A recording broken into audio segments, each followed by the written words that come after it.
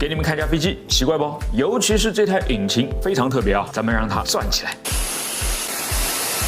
它叫做无涵道风扇引擎，咱们今天简单聊聊它的故事。它既然叫做无涵道风扇引擎，那是不是也有涵道风扇引擎呢？当然了，这两个就是啊，我们通常见到的挂在客机机翼下方的引擎也是，只不过我们一般会叫它们涡轮风扇发动机。这里面的涵道指的是在涡轮发动机核心周围由发动机短舱包围起来的，帮助引导由前方大风扇吹出来的空气流过发动机的通道。我在很多个视频里面都讲过啊，其实涡扇发动机处理最多的部分并不是从核心喷出来的热气，而恰恰就是从涵道里面吹出来的来自前方大风扇产生的旁路空气。核心燃烧的目的只不过是为了驱动大风扇而已，它是件嫁衣而不是新娘。所以你看啊，现在的涡扇发动机是不是把前面的风扇越造越大，把涵道越造越大呢？因为它高效啊，高效就意味着省油，省油就意味着可以赚更多的钱。好，既然我们知道涵道越大越省油，那干嘛不干脆来一个无限大的涵道呢？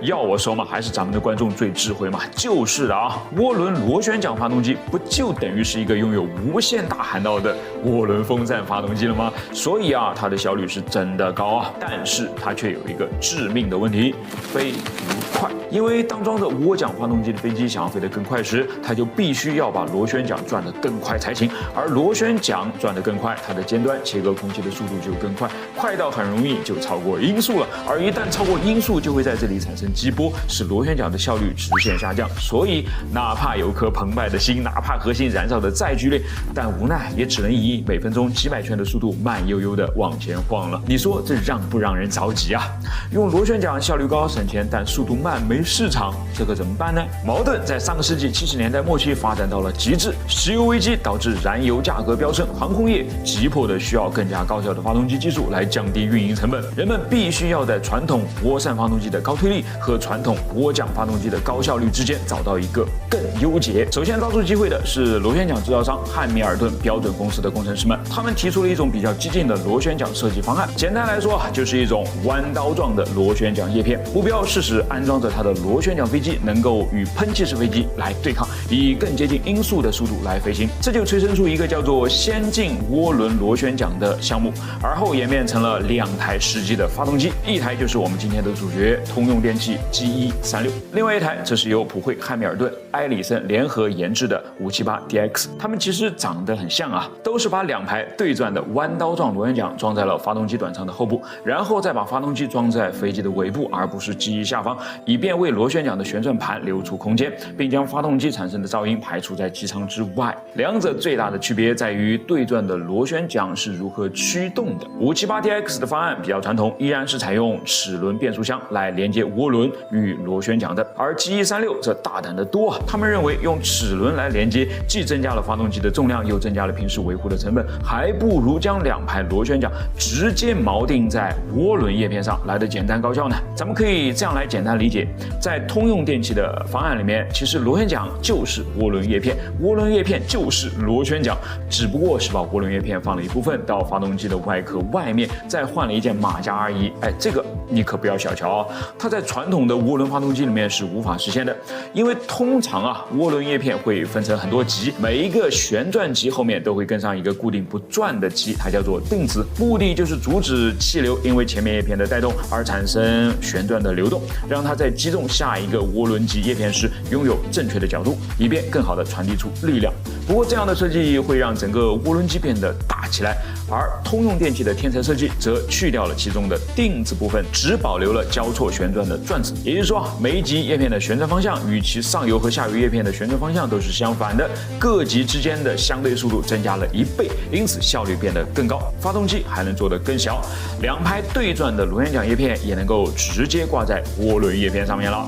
波音公司认为这台发动机简直是太酷了，所以他当即就决定采用，并准备用它来将原本挂在727上面的涡轮风扇发动机给换掉，变成7J7，然后抢下空客 A320的市场。这架飞机啊，就是只换了1台G136的验证机，最终的结果是没有结果，因为尽管无涵道风扇引擎在燃油效率方面显示出了巨大的潜力，但它们面临的技术挑战和市场挑战可能会更大。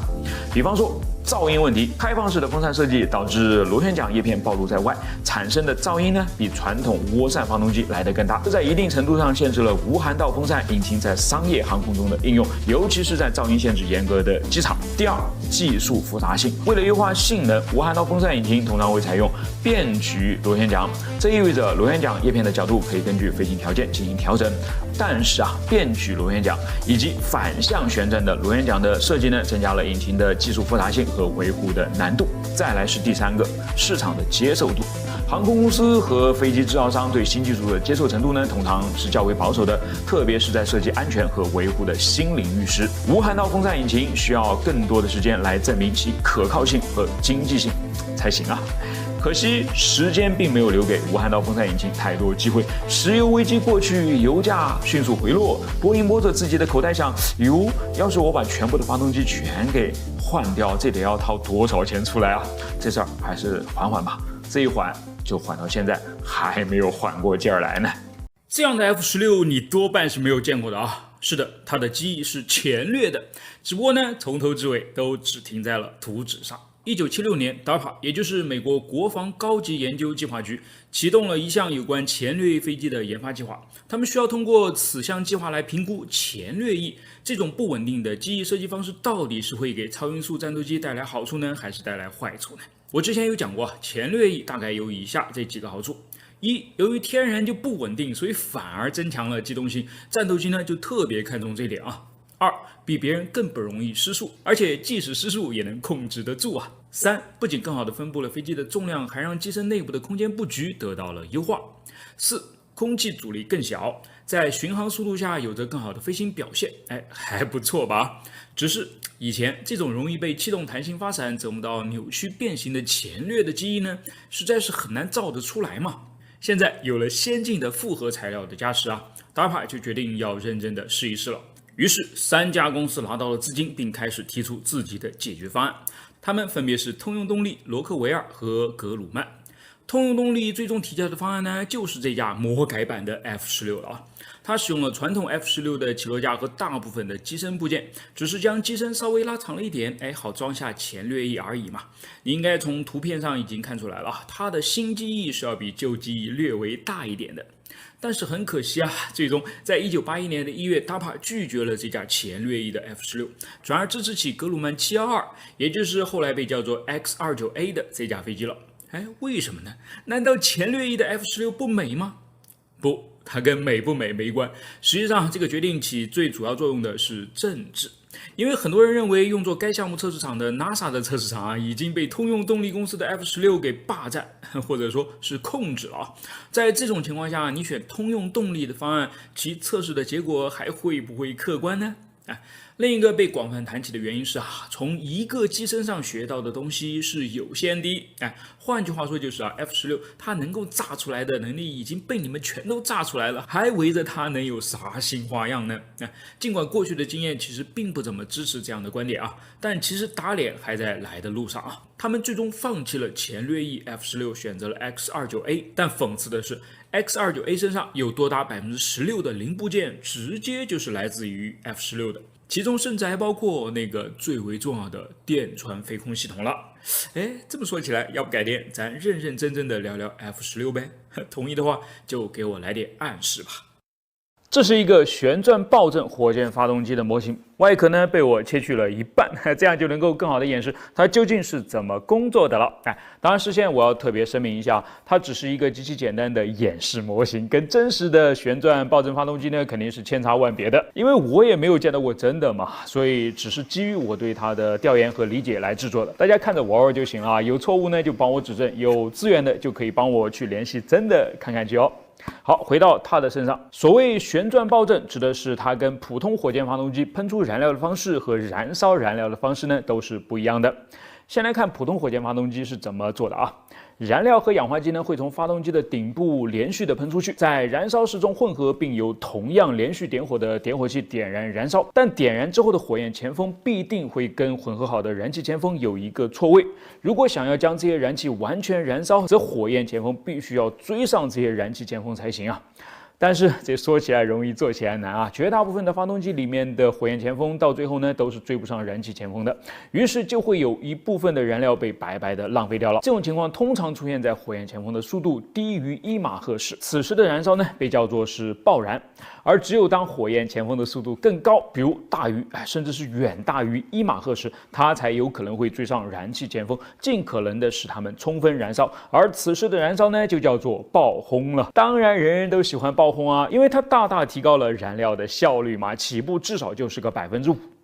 5%好像不是那么高的样子啊！那我给你举一个例子啊，土星5号火箭第一级装满燃料之后的重量大约是2200吨，其中燃料的重量就有多少呢？2060吨啊，占了整体质量的93%还要多。如果这个时候用上旋转爆震发动机，哪怕燃料效率只提高个5%，其质量就能减少大约103吨，活生生的就省出了好几枚猎鹰9号的干重啊！夸不夸张啊？但想要引发爆轰所需要的能量非常之大，而且至今人们对于它如何启动的底层逻辑还是没有掌握的有多么透彻的，只知道如果给它足够多的时间和空间的话，它自己就能把自己逼上极限了。比方说用这样的又长又细的管子来作为燃烧器，在这个里面燃气喷出被点燃之后，一开始的方式还是相当传统的爆燃，但是随着火焰和燃气一并以极高的能量往后面进发呢，在某一时刻爆燃就能够转变为爆轰了。于是，在冲出喷口后，就带来了更多的推力。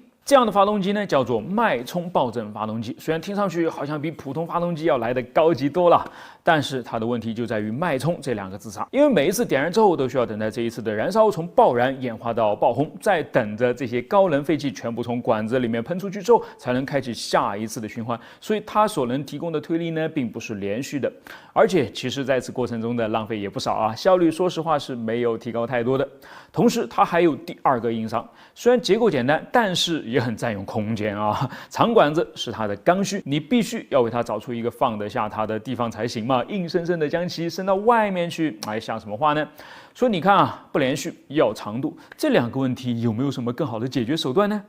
当然有啊，工程师那么聪明，一想，我把笔直的跑道给你头尾连在一起，掰成环形，不就等于是长度无限了吗？然后我为这个环形的跑道准备一个环形的排气口，不就能让爆轰之后产生的废气沿着垂直于我燃烧的路径排出去了吗？不影响我一直燃一直绕圈圈了呀 ，perfect。所以咱们来看看模型啊。在旋转爆震发动机的底部呢，是有这样一圈的喷口的，它们会依次喷出燃料与氧化剂的混合燃气，并在一开始点燃之后呢，沿着这条跑道转起来。与此同时将废气连续的从尾部的喷口喷出去，制造出比普通发动机要大得多的推力，简直结构简单，原理清晰啊！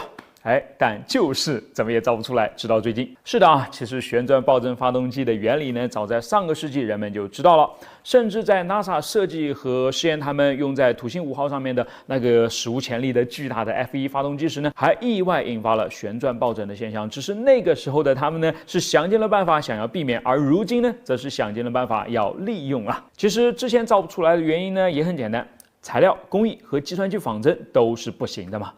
你以为让火苗子在这个圆环上以超音速稳定的跑起来很简单吗？完全不是啊，它超难，每一个节点都相当的重要。要不是现在有了强大的计算机仿真，很多它在里面发生的事情呢，人们都是搞不清楚的。比方说，为什么有的时候是1个火苗子，有的时候呢又是2个、3个？为什么有的时候这2个火苗子能够相安无事、间隔稳定的在一起跑，而有的时候又是你追我赶碰到一起就变得不稳定了呢？总之啊，不断的用模拟来试错，总是好过不断的将真的发动机给炸飞吧。另外，材料也很重要。刚才我们也说了啊，爆轰的能量极其之高，普通的材料是完全 hold 不住的。NASA 之前刚刚连续试验成功的旋转爆震发动机呢，用的就是一种全新开发的铜基合金，并且还使用了 3D 打印才能够加工成功。为什么要用 3D 打印呢？咱们来细看一下这些燃气喷嘴的构造啊。取一个出来，喷嘴里面的泡面是这个样子。有熟悉它的朋友吗？好，咱们放大了一下看看啊。你看这个上面呢，就是这个喷嘴的出口了，里面一左一右分别有2根输气管，它们会分别将燃料和氧化剂注入到燃烧室里面。它们的造型是不是有点挺特殊的呢？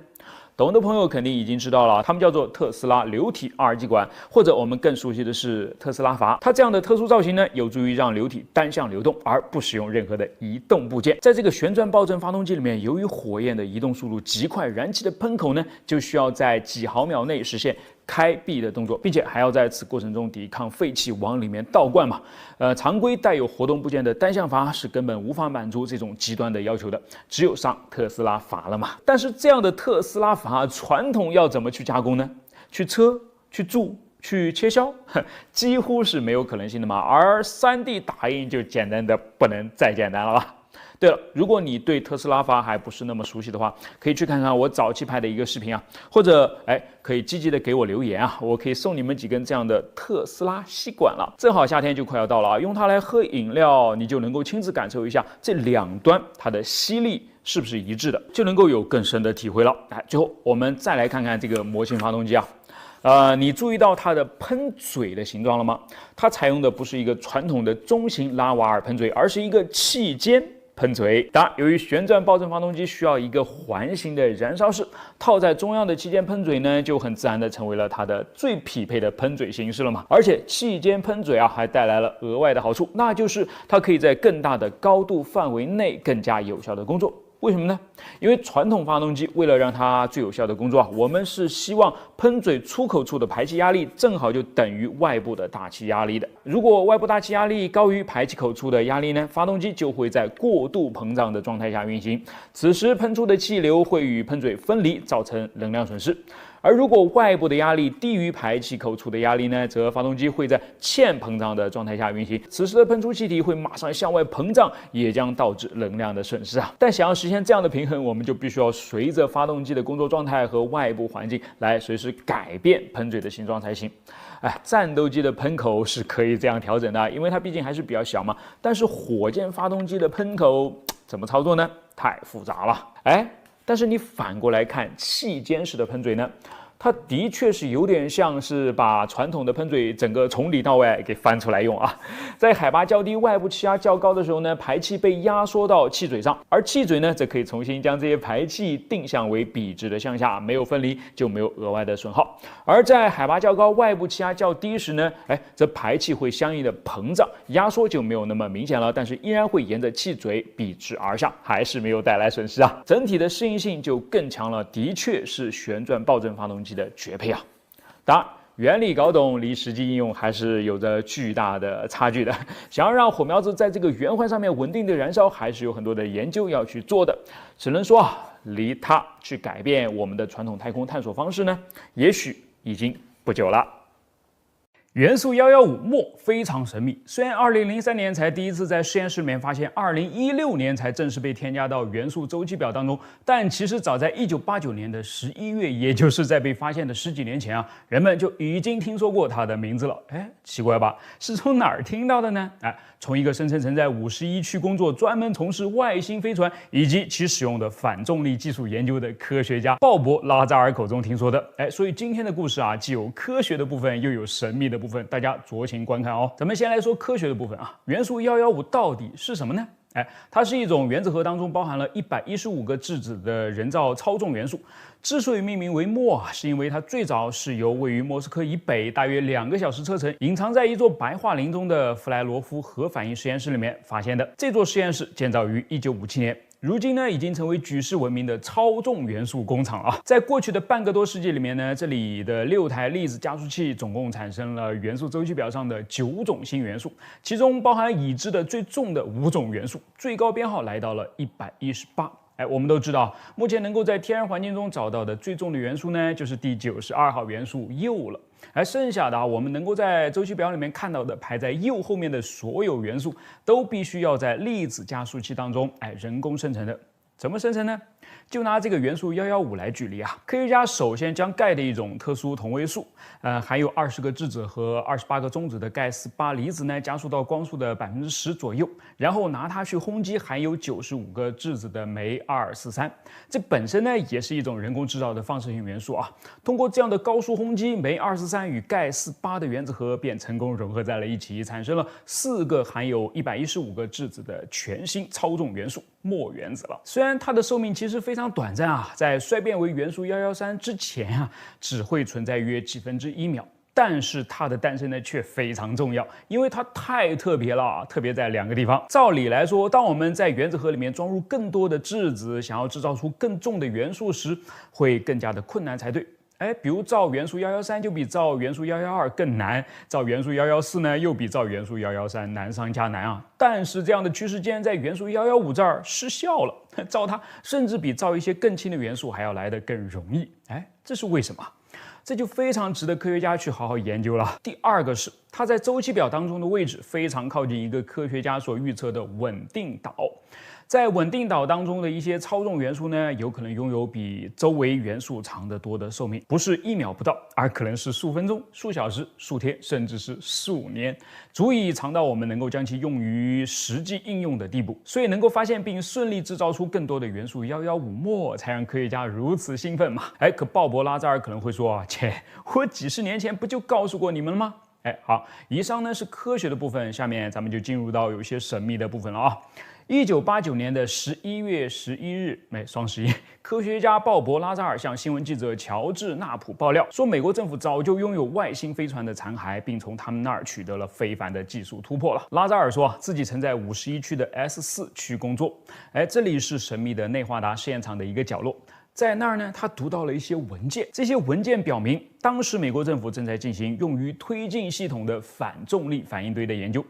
这已经把他给惊到了啊！但更为震惊的是，打开机库，里面竟然还存放着9个来自外星的飞碟，它们无一例外都是采用反重力驱动的。而之所以能够反重力呢，其中最重要的关键就是使用了一种地球上未知的元素——元素115。拉扎尔的原话是这么说的啊。他们指的是外星人，不可能在地球上合成如此重的元素，所以这种物质呢，必然来自一个能够天然产生它的地方，意味着它是属于外星的。而美国政府则从这些飞船当中回收了大约500磅的这种反重力燃料。当然，在官方的版本里面呢，自然是不会承认的。但是容易产生联想的是，虽然没有承认，但政府却并没有彻底否认，甚至至今也没有真正确认过在51区工作过的任何的人员名单。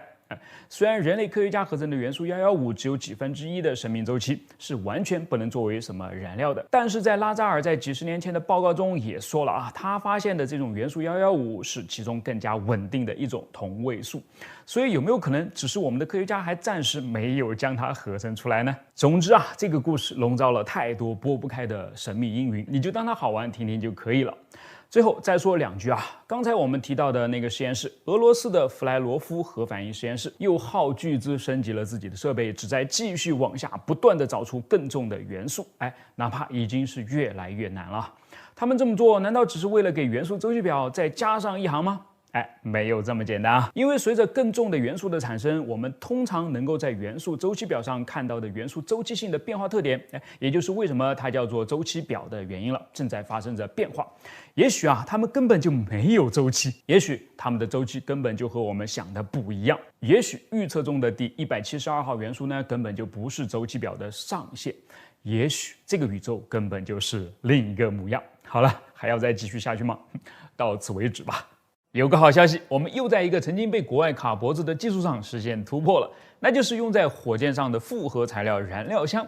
我是百科全书火箭叔，今天我们就来了解一下这个有点让人激动的东西。跟火箭发动机比起来，火箭燃料箱通常不太被大家所关注，但其实它却相当重要。一方面要实现作为容器对液体推进剂进行储存、增压输送等功能，另一方面呢，也要作为火箭的主体结构来传递飞行作用力，所以对它的结构强度、可靠性和轻质化的要求都很高。也许大家听说过这样一个不可思议的事实：目前大部分火箭燃料的注箱壁厚只有5毫米，甚至有一些只有3毫米。相对于动辄3到5米，甚至大到10米的火箭直径而言这些3、5毫米的壁厚其实比易拉罐还要薄。做这么薄的目的当然是为了减重，因为注箱的结构重量占火箭舰体结构总重的50%以上。如果把它减得够轻，那火箭自身的重量也就变得更轻，自然就能送更多更重的载荷上太空了。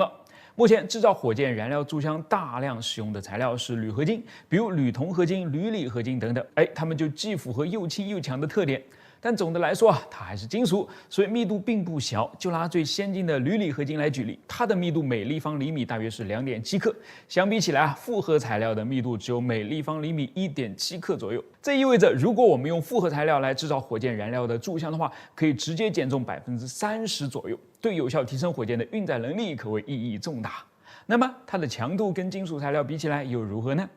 复合材料的比强度是铝锂合金的6倍之多，所以完全没有问题。这里啊，我可能需要解释一下比强度这个概念。大家可以把它理解为一种材料的强度与重量之比，比强度越高，意味着能够用更轻的质量来达到更高的强度。所以综合起来啊，复合材料柱箱又轻又强又抗疲劳，而且还可以降低火箭的综合成本哦，因为它的生产工序少，制造周期短。从国外的研究成果来看，相比起金属柱箱，可以把火箭的综合成本降低大约25%左右，是不是太完美了？可是啊，在这之前，这项技术却是被美国等西方国家垄断的，帮我们甩出了很多条街。比如在几年前 ，SpaceX 就能做出直径12米的复合材料燃料箱了，而且还是用来装液氢的。大家都知道液氢多冷啊，零下200多度，用复合材料装它，竟然不会脆、不会裂、也不会渗漏，这简直难以想象。而彼时的国内，连铝锂合金的燃料箱都还没有实现突破，只能望着别人的背影卯着劲使劲追。好了，总算2021年1月22日，我国首个3.35米直径复合材料柱箱的原理样机在火箭院诞生了。我们也打破了垄断，成为了全球少数几个具备生产这种先进柱箱的国家之一了。在骄傲的同时啊，也真的对中国科研人的精神由衷感到佩服，因为在这个过程当中，他们面临的是前所未有的巨大挑战。从复合材料柱箱的结构设计技术，到多尺度复合材料的渗漏抑制技术，从高精度自动铺放技术，再到可靠的粘接密封技术等等，每一项都需要跨过很多道坎，并且很多都是属于国内的首次尝试，真的很不容易啊。当然，这还只是一个成功的原理样机，并且直径也还只有3.35米，装的也是温度不算太低的液氧，离我们刚才说到的 SpaceX 那12米直径装液氢的复合材料柱箱还有不小的差距。但是里程碑既然已经被擦下了，那么追赶的步伐也会被继续放大，属于我们的太空时代终究会来临的。我是火箭叔，关注我，把不一样的科学知识讲给你听。超级航母是核动力好还是常规动力好？美国的福特号与英国的伊丽莎白女王号似乎在向我们说明，只要选择恰当，都很好。这两艘都是21世纪最为先进的航母，但福特使用了核动力，而伊丽莎白女王则使用了常规动力。为什么？核与非核究竟有哪些优势与劣势呢？今天咱们就来简单聊聊。美国的第一艘核动力航空母舰企业号于1961年开始服役，到了2012年才正式退役，服务时间长达半个多世纪。但你猜猜它加了几次油呢？3次，分别是在1964、1970和1990。这个通常就被认为是使用核动力最大的优势了，几乎可以实现无限续航的里程。不过事实真的如此吗？其实相比起航母、潜艇甚至驱逐舰、巡洋舰，在使用核动力上呢，步子都要迈得更早一些。其中的理由显而易见，核动力对于潜艇而言带来了一种可以长期在水下隔绝空气的环境里面运转的能力，真正实现了潜艇潜的本事，赋予了它几乎无限的水下潜航能力。而相比之下，以前的那些柴电动力潜艇大多数的时间都只能待在水面以上，顶多算是可潜的舰艇而已。为潜艇证明这事儿，还真是非得要落到核动力的肩膀上。所以核动力与潜艇很有必要。再来看像是现代巡洋舰和驱逐舰这一级别的水面舰艇，它们其实也是有续航焦虑的。受限于舰体空间，它们能够携带的燃料呢是有限的，少一点就700-800吨，最多呢也不会超过2000吨。以20节的巡航速度来算，只能持续开上4000到6000海里，仍然无法满足长航程、跨战区的部署任务，中间非得要减压速度来进行多次的海上加油才行。如果给他们安排上核动力，一下子把续航里程提高到数十万海里的水平，当然是大大的好的。所以核动力与驱逐舰也有明显的优势。好，那么到了航母身上呢，前面的2个问题它都不是问题了。第一，航母的动力系统呢根本就没有在隔绝空气的环境下作业的需求嘛。第二，航母的舰体有着充分的空间来携带燃料，续航焦虑在它这儿呢本来就是不存在的。比如二战时期的美国埃塞克斯级与中途岛级航母可以分别携带6000与10000吨的燃料，15节速度下的标准航程可以达到2万海里。再比如后来的弗莱斯特级与小鹰级，在携带了8000吨燃料后，能够以20节的速度续航1.2万海里，满足绝大多数作战部署的需求已经绰绰有余了。所以核动力的无限续航对于航母的吸引力真的是一点都不大啊。而且无限续航对于航母来说，更像是一个伪命题。原因有二啊，一是解决了航母本身的续航问题，就真的完事儿了吗？没有啊，难道航母上的舰载机它不喝油吗？它们对于燃油的饥渴程度那是远胜于航母本身的。所以航母不仅要解决自己的燃料问题，还要一并将舰载机的燃料问题解决了才行。那就是同时携带大量的航空燃油，所以即便航母不加油，在训练或者参与战斗时，也免不了要每隔几天就为舰载机停下来接受一次补给的操作了嘛。对了啊，还包括食物、弹药等等人和机都需要的后勤物资，它们也不是能够从原子核当中碰出来的。第二，你有见过航母单独行动吗？不会嘛，它一定是需要跟别的舰艇，比如巡洋舰、驱逐舰、护卫舰等组成战斗编队才行的。于是无限续航的要求就扩展到了整个编队里面的全部舰艇了。要是其中有一艘是需要时不时停下来加油的常规动力舰艇的话，你核动力航母的无限续航就彻底失去了意义嘛。遗憾的是，全核动力航母编队，美国只象征性的秀了一次，而且显然还是阉割版的编队了。只有一艘长滩号核动力导弹巡洋舰和一艘班布里奇号核动力导弹护卫舰陪着企鹅号来了一次所谓的海环行动而已。秀肌肉的目的呢是达到了，但无限续航的说服力反而更弱了。那干嘛还要核动力？它真正的魅力到底在什么地方呢？在动力，具体点说啊，是在庞大的电力输出与蒸汽动力的余裕上，它可以在以下这几个方面发挥重要的作用。一是随着电子装备数量的持续增加，现代航母的电力消耗急剧攀升，对电力输出的需求呢就明显变得更高了。而对于常规动力航母来说，它的锅炉当中产生的蒸汽需要同时承担驱动推进系统、驱动电力系统和驱动蒸汽弹射器的任务。在三者的需求都变得旺盛时呢，就开始力不从心了，必须要小心翼翼的在三者之间维持平衡，才能避免因为用蒸汽发电太多而影响到推进动力和弹射动力的问题。而核动力可以几近无限持续的供应蒸汽输出，就既能让大胃口的电气设备吃到饱，也能够让推进系统不必担心掉链子，可以长时间的保持30节以上的速度航行，为舰载机的弹射呢提高了效率，也能够在一定程度上降低被对方鱼雷和导弹锁定的可能了。当然弹射所需要的蒸汽也可以留得足足的，或者要是不想使用蒸汽，改用更先进的电磁弹射的话，那也是没有任何问题的啊。核动力赋予出来的电力喂饱电磁弹射那是毫无问题的。然后还有一个也许能够叫做次生好处了，那就是因为没有了需要排烟的烟囱之后呢，舰岛可以变得更小了，为飞行甲板留出了更多的空间，也让停在上面的飞机彻底消除了废气带来的腐蚀问题，整个甲板的作业效率变得更高了。美国的航母全部采用的都是弹射起飞、拦阻索回收的舰载机模式，它当然对动力输出就看得很重，再加上它的目标是全球部署，经常跨越的是宽度接近2万公里的太平洋。虽然核动力不能带来真正的无限续航，但是体积较小的它却的确允许航母带上更多的航空燃油与其他物资，对于拉长补给周期呢还是有一定好处的。最后它军费多啊，虽然贵，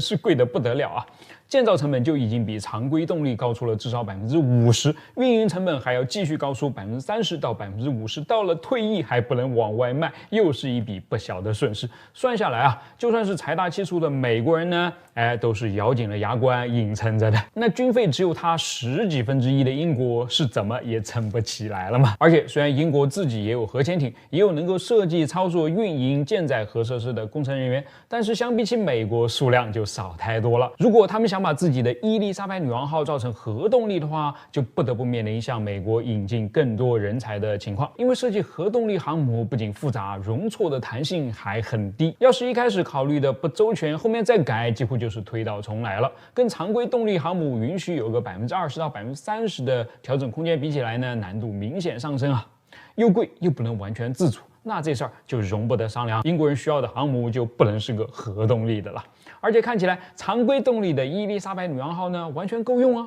首先，它没那么大；其次，它没有理由开到太平洋上去啊。最后，它连个弹射器都用不到，采用的是短距起飞、垂直回收的 F-35B， 又进一步的给出了不必用核的理由。于是，英美两国各自为自己的航母找到了发展路线，并且看起来呢都能够实现其目的。没有更好，只有恰好。这就是今天的内容。我是火箭叔，关注我，把不一样的科学知识讲给你听。印度制造的航母到底行不行？先让我们来看一段视频。可以明显的看到，这艘标准排水量达到4万吨的中型航母维克兰特号，在其第2次海试的时候呢，跑出了一段奇怪的浪花。跟大多数舰船带来的一字形尾流不同，它的尾流是鱼刺形的，而且字还不少哦。看到这个画面，大家的热情就都被调动出来了，网上一片讨论的声音，纷纷都在揣测为什么维克兰特号能够如此之浪，而它浪成这样，对其战斗力究竟有没有影响呢？我是百科全书火箭叔，今天我们也来聊一聊。首先啊，它为什么这么浪？仔细看视频，我们就可以发现，维克兰特号的起伏呢非常明显，所以鱼刺状的尾流显然是被船手一下一下这么砸出来的。国内的文章大多把它的这个动作呢形容为磕头，一步一磕头嘛，是在请求老天保佑吗？所以印度人是非常反感的，在国外的网站上，他们就跳出来解释了，请注意你们的用语，磕头可不是什么好话，咱们要用专业的术语，请叫它重摇，而且所有船都是会重摇的呀。我们这艘呢，重摇的幅度也是在正常范围之内的。所以到底什么是重摇？当船只绕着自己的横轴上下震荡时，它就是在重摇了。引起重摇的因素很多，比如糟糕的海况，一个巨浪打过来，把船手甩到浪尖，再拍入浪谷是很正常的事情。比如呢，动力的欠缺，骑浪前行是需要力量来支撑的，你骑不了浪，那就只能让浪来骑你呗。或者再比如糟糕的设计，缺少稳定船身的必要结构，重心和漂心不在一个位置等等，都可能让一艘船在浪起来之后根本就停不下来了。所以维克兰特号究竟该对上哪个号呢？大家普遍认为应该是对第3个，因为第一画面中我们可以看得出来，海试当天海面相对来说还是相当平静的，不太可能把重如航母那么大的一艘船呢甩成那样。第二，当天的科目呢就是高速机动，再加上海浪又不大，说是因为动力不足，理由不充分嘛。因此就来到第3项了，设计上有所缺陷，被诟病最多的是说它缺少了一样很重要的东西——球匕首。关于球匕首我之前有一个视频应该讲得很清楚了，大家可以去看看。它最主要的作用是减小船只高速前进时所形成的心波阻力，从而实现高速省油的目的。但除此以外呢，还有一个同样重要的作用就是用一个巨大的鼻子伸在前面，是可以增加船只的重摇阻尼的，在一定程度上就能抑制或者减小船只的纵向摇摆了。但维克兰特号呢，就是偏偏没有这个玩意儿。这个呢就很容易让人拿出来说事儿了虽然在现在的一些低速商船上正在慢慢取消球匕首，但那是因为他们本身对速度就没有什么要求嘛，用了球匕首意义也不大，反而增加了造价，与经济省钱的初衷呢背道而驰了。而你维克兰特号是一艘军舰跟商船一起起啥哄难道既不想要高速，也不觉得重摇会是什么问题吗？这就奇怪了于是很多人嘲笑说是负责建造的科钦造船厂没有一个把数厘米厚的钢板弯曲成一个精确3维曲面的能力啦，造不出球匕首嘛。但反驳也很来劲马上就贴出了该船厂在建造带有球匕首的船只时的照片，来证明我能，只是我不想而已。有很多人说没有球匕首的航母呢就是没有灵魂的航母，反驳的也马上给怼回来了。大部分的美国尼米兹级航母不也没有球匕首吗？你看美国的天有没有塌下来呢？总之印度人说咱这个设计呢就是合理的，摇不摇什么的也是在我们的掌控之中的，所以这次海试呢完美成功。好吧，如果不关球匕首的事，那就是漂心和重心不在一起了呗。军用舰船的水线泡面呢通常是狭长的子弹型，船舶设计者和制造商需要格外小心的为其配重，以使它的重心与漂心重合。如果两者不在同一个铅垂线上，那么只要水面稍有起伏，船只就会不可避免地发生重摇了。维克兰特号会是这种情况吗？大概不是的，因为你看人家航母上还没有载有压秤的飞机说不定把甲板上的飞机一装，食堂里面的咖喱打满，漂心和重心就神奇的吻合了呢。让你们这些人先傻乐一下吧，何妨呢？好吧，对此你是怎么看的呢？我是火箭叔，关注我，把不一样的科学知识讲给你听。前2天刷到这个视频，英国海军正在海面上用直升机转移机敏级核潜艇内的一个伤员。由于直升机悬停的时间比较长，而且呢离浮出水面的潜艇还特别近，所以能够让我们把这艘英国最先进的核潜艇看个仔仔细细。比如说贴在艇身上的黑色消音砖，这个咱们之前有讲过。还有比如剑桥顶上那些大小不一的方洞洞和圆洞洞了。一开始我还没有反应过来啊，但总觉得这艘艇好像少了点什么。原来这些洞洞里面装着的是收进去的各种桅杆了。你看它一开始啊，在直升机离它还较远的时候呢，还有几根是伸在外面的。当直升机飞近了之后呢，就全都缩回去了。我想肯定是怕被螺旋桨削了头呗。我们一起来数数，它一共可以伸出几根桅杆？除去站人的，一共空了7个方洞，好像还有几个盖着的圆洞，它们应该也是可以从里面伸出点啥东西出来的。所以啊，这么算起来，这艘潜艇的顶上岂不会立着10几根杆子？好吧，为什么它要立这么多杆子？这些杆子又各有什么作用呢？我是百科全书火箭叔，今天我们就一起来了解一下。这是我找到的机敏级核潜艇的结构图，果然啊，跟视频中是完全对上号了的。图上共画出了10根桅杆，占据了视频当中每一个空出来的孔，剩下的4个呢，应该就是供艇员进出和观察的孔了。但还有这2个，不管是结构图还是视频当中都有出现，却并没有标注。所以他们是干什么的呢？我也不知道。如果恰好有大神看到这个视频的话，麻烦拜托你跟我们讲讲啊。好了，我们来看看这10根桅杆分别是干什么的啊。从左到右依次是柴油机的排气管、进气管、超高频和极高频天线、侦察天线、雷达天线、卫星天线、综合通信天线、右舷光电桅杆、左舷光电桅杆、导航桅杆。等等。就这么完了吗？怎么没有我们熟悉的潜望镜呢？有的，就是那2根左右并排的光电桅杆了。你可以这样来理解啊，传统的潜望镜是带个光学取景器的单反相机，它通过巧妙的光学设计，把水面上的图像直接反射到水面下。而光电桅杆则像是带着电子取景器的微单，它不需要设计复杂的反射光路和各种各样的透镜了，直接把水面上传感器看到的画面传输到潜艇内的屏幕上就可以了。好处一来是结构可以得到简化，二来是更容易与自动控制系统结合，比方说火控和搜索等等。那为什么要一左一右排上2个一模一样的呢？其实啊，在潜艇上的潜望镜，不管是光学还是光电，通常都会装上2个，它们一个负责攻击，一个负责搜索，所以又叫做攻击潜望镜和搜索潜望镜。区别在于啊，攻击潜望镜主要用于对海攻击，有完整的火控系统，而搜索潜望镜主要是用于对海、对空目标的搜索与导航，没有火控系统，但是却需要有较大的俯仰视角，因为还要抬头看天嘛，所以范围就可以达到-15度到85度。相比起来，攻击潜望镜的视角就只有-15度到35度了，窄了很多。当然，也有把攻击潜望镜的视角加大之后，直接就取代掉搜索潜望镜的。于是这个时候的潜艇上呢，就会出现2个都是攻击潜望镜的例子了。这艘机敏级核潜艇呢，就是这样的。虽然它又能收又能攻，按理说装一个就可以了，但毕竟传统摆在那儿嘛，空了一边既不平衡，也显示不出我皇家海军的财大气粗出来，怎么行呢？同样不差钱的美国海军也爱这么把一模一样的天线和潜望镜成对装到潜艇上。难不成是为了备份吗？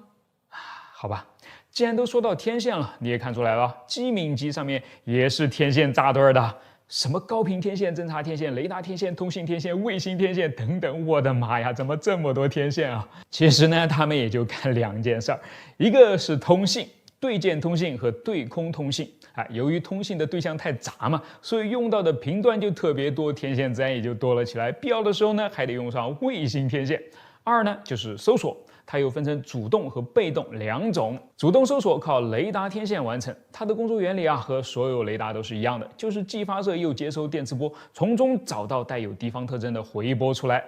被动搜索呢，靠侦察天线来完成，它不发射电磁波，只接收电磁波，再通过计算来获取辐射源的位置、坐标等信息。比方说，附近正好有一艘潜艇打开了主动搜索的雷达的话，它就能把对方的雷达信号接收到了。当然，对方雷达的回波呢，也会显示出它的存在。这个时候啊，就要看谁的设备更加灵敏了。好，说完了占比最大的天线，就只剩下2样东西了：通气管。我们以前有一期视频专门讲过它。当烧柴油的常规动力潜艇下线时呢，可以用这个东西来继续为柴油机供氧排气，大大延长了其水下活动的时间。但是机敏级不是一艘核动力潜艇吗？干嘛还要配上这个多余的玩意儿呢？因为除了带有2台核动力的蒸汽轮机以外呢，机敏级潜艇里面还装着2台备用柴油机。它们一是可以在必要情况下继续为全舰提供动力与电力，二是可以在舰上起火的时候打开来消耗空气。既然还装着柴油机嘛，那为柴油机而生的通气管也就继续保留了。其实很多的核潜艇上呢，都还是有这个玩意儿的。好了，以上就是潜艇舰桥上通常会出现的各种管管了。虽然多，但好在没有超出我们的认知范围。直到我在调研的最后突然蹦出来的一个彩蛋，所以呢，我也就把它作为本期视频的最后彩蛋吧。这个东西是什么？怎么看起来那么像导弹发射筒呢？哎，真是的啊！这是曾经在英国海军埃尼阿斯号潜艇上装过的防空导弹系统 SLAM 了。你看这张图啊，它也有属于自己的一个洞。在发现反潜直升机不应该是被反潜直升机发现之后呢，英国人本来是打算，我既然都被你发现了，那我干脆一不做二不休，直接浮上来送你一枚导弹如何？这个想法很快就被否定了，因为潜艇最大的优势是隐蔽啊，怎么能放着自己的优势不用，反而跑到别人的优势面前去叫嚣呢？遇到这种情况，伟大的军事家孙子早就指出了一条明路啊，跑呀！只不过这个概念最近好像又有复苏的意思了。法国研发了一个与之前类似的系统，据说俄罗斯也已经开发了一个，德国正在测试用鱼雷发射筒来发射防空导弹，美国计划用垂直发射的响尾蛇导弹来提高潜艇的防空能力。所以未来啊，我们真是有可能再要重做这个视频啊，在其中加上一个防空导弹的发射桅杆了。好了，我是火箭叔，关注把不一样的科学知识讲给你听。用潜艇来当航空母舰，用巡航导弹来运送邮件，听起来不可思议吧？但其实呢，这都真实发生过，并且追溯起来连源头都是一样的。怎么回事呢？今天咱们就来聊聊。虽然哪怕在今天看起来啊，潜射弹道导弹都是一个挺高科技的玩意儿，但其实美国人在1950年代呢，就已经有了从潜艇上发射大型导弹的想法了。当然，与今天不同啊。这些带着翅膀的巡航导弹是不能够在潜艇没入水中的时候发射的，取而代之，它需要潜艇首先浮出水面，再升起一个倾斜的坡道后才能发射。为了验证这样的想法，美国海军先是建造了2艘被称为灰背级的柴电混合动力潜艇，让它搭载4枚巨大的天狮星2型超音速战略巡航导弹从海面上发射。成功了，看起来这就是未来的模样啊。于是受此鼓舞呢，海军又进一步建造了一艘大比目鱼级潜艇，它可以再加1枚，一共携带5枚这样的大型导弹，并且为了防御敌舰，它还装着6根533毫米的鱼雷发射管，一通加法下来啊，使这艘100米长的潜艇成为了一个5000吨级的海下巨兽。并且由于使用了 S3W 核反应堆，这个巨兽呢还不受航程的限制，想游到哪儿就游到哪儿，从而使原本只有1600公里射程的天狮星2型导弹也因此开了挂，实现了无限的射程。这样的好处被2家单位同时看中，都觉得这中间蕴藏着无限的机会啊。咱们先来说第一个。海军2战当中呢，航空母舰用真真实实的战绩证明了自己的价值，但是也付出了不小的代价嘛。5艘损失，再搭上另外7艘护航航母，让海军心疼不已啊。所以要是能够有一种能够在把飞机放出去之后还可以下沉的航母该多好啊。而大比目鱼呢，它部署的有着机翼的巡航导弹，从尺寸和重量上看起来呢，都跟能够载人的战斗机相差无几嘛。能不能把它变成一艘理想中的能够下潜的航空母舰呢？于是美国海军以大比目鱼为基础，就设计出了一个代号为 AN-1 的潜艇航母出来。它将携带着8架战斗机存放在舰体内的2个吊架内，在发射的时候呢，跟前面的灰背机一样啊 ，AN-1 呢也将浮出水面，把战斗机转移到倾斜向上的支架上，使它能够以接近垂直的角度来起飞。当然。光靠飞机自己的发动机呢，显然是不够的啊，所以一旦飞机固定好，就需要为它装上单独的助推器了。飞机使用助推器来发射升空，在获得了足够的速度和高度后呢，再利用自身的发动机来保持飞行。根据海军的计划 ，AN-1潜艇航母呢，可以在短短的6分钟内发射4架战斗机，在不到8分钟的时间内发射全部的8架战斗机。虽然今天的尼米兹级超级航母在全速前进的情况下，每20秒就能够发射1架战机，但8分钟8架战机的发射速度，在当时呢仍然是一个令人印象深刻的数字啊！尤其是对于一艘发射后可以再次下潜的航母而言，最初海军希望在这个新型航母上使用常规战斗机，并且短暂的考虑过使用格鲁曼 F-11F 虎式战斗机。但1950年代的航空业的发展异常迅速，以至于虎式很快就被认为太慢而无法同对手竞争，所以海军就转而委托波音公司，让他们设计出一架不仅能够实现从潜艇上垂直起飞，还能够最高飞到3马赫的飞机来。波音说垂直起飞真没啥问题，一台推力23000磅的主发动机，外加2台可回收的抛弃式助推发动机就可以搞定了。但是回收这事儿呢，还得仔细合计合计。你看潜艇航母它没有正常航母那个用来供战斗机降落的足够甲板空间吗？咱是不是也得学埃隆·马斯克一样，在海上平台上垂直降落呢？可是即便那是在半个世纪以后，也要在炸了无数次之后呢，才是能够完成的事情。在1950年代，对再有经验的飞行员而言，降落时转头看着身后在小心翼翼地控制着喷气式发动机的油门，这显然魔幻的有点夸张了。稍不注意，就连飞机带潜艇一起搞成了，得慎重才行啊。于是就这样纠结到了军事格局再次发生变化了。新型弹道导弹出现了，干嘛还冒着危险偷偷摸摸的把飞机送到敌人的鼻子下方呢？还是老老实实的发展正儿八经的航母吧。AN-1呢也就不再有下文了。那咱们再接着说说第2家看中海面巡航导弹的单位了美国邮政。1959年的6月8日一枚天狮星1型巡航导弹从停在佛罗里达海岸附近的美国巴贝罗号潜艇上发射，它的目标是大约160公里外的一座海军辅助航空站。自己人打自己人，这是要反了吗？当然不是这枚巡航导弹的弹头里面呢，装的不是炸药，而是3000封一模一样的信件。它们是由邮政总局局长亚瑟·萨默菲尔德署名后寄给艾森豪威尔总统、尼克松副总统、国会成员以及其他一些政府要员的人类的第一封导弹邮件。在萨默菲尔德将这些邮件装入红蓝2个金属桶里面，并亲自把它们放到导弹的机身中后呢，他仅仅只用了22分钟的时间，就准确地降落在了目的地的跑道上。手握这些及时送达的导弹邮件邮政局长激动万分，他看到了未来，看到了希望。他说这是和平利用导弹的最佳方式了，谁家的邮政局步子都没有我们迈的这么大在人类还没有登上月球之前呢，我们家的快递导弹就能够在几小时之内把信件从纽约送到加利福尼亚，送到英国，送到印度，送到全世界的每一个角落。好吧，他显然自信过了头如今人类登月已经过去了50多年了，但导弹邮件也就只象征性的飞了那么1次而已，并且那仅有的被邮政局长看起来是开创邮递新未来的1次呢，还只不过是美军在冷战时期利用微妙的方式向外界传递出的一个信号而已。你们看，我的导弹飞行精度如此之高，连邮局送信都可以用它，那么送什么不可以呢？不知道萨默菲尔德事后反应过来是何感想呢？好了，这个呢就是今天的内容。我是火箭叔，关注我，把不一样的科学故事讲给你听。